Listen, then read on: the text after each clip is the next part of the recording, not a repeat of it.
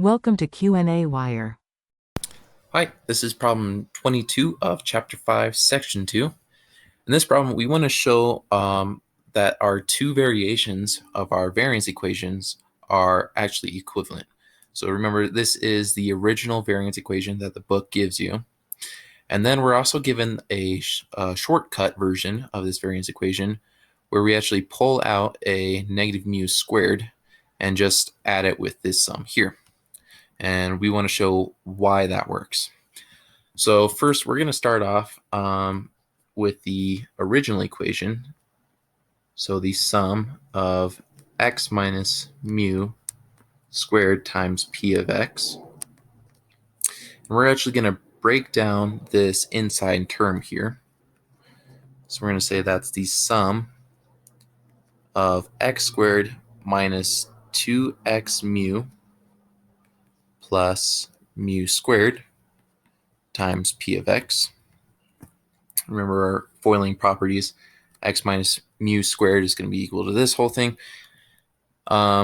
Next, what we can do is distribute our p of x. So I'm actually going to bring that down here and say that the sum of x squared times p of x minus 2x mu times p of x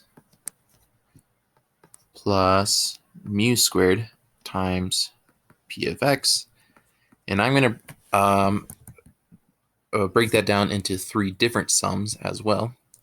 So we'll have this sum here, x squared p of x minus the sum of 2x mu p of x plus the sum of mu squared p of x.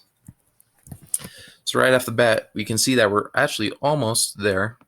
So this part here is exactly this part. We're just kind of missing this negative mu squared. Over here, we're going to do a little bit of simplifying.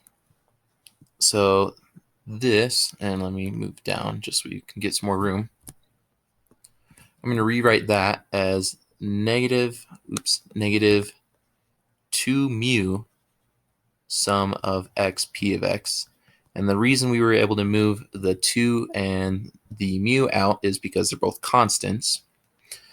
So if you remember, ax plus ay plus az can simply be rewritten as ax plus y plus z.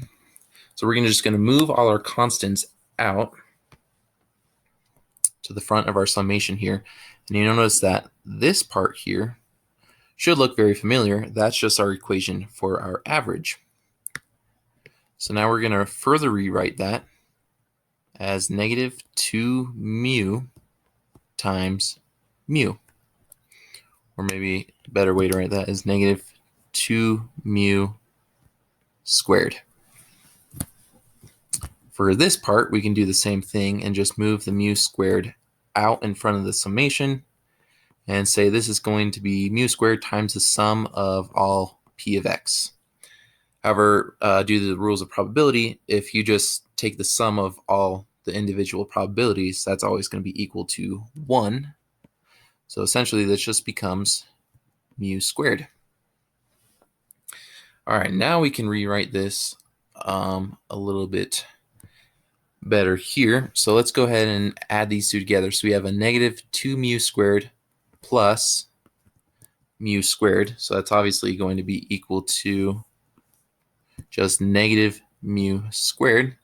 And we're going to put that out front and say negative mu squared is being added on to the summation of x squared. It's coming from this part, x squared times p of x. And that is the exact same equation the exact same shortcut equation that the book gives us.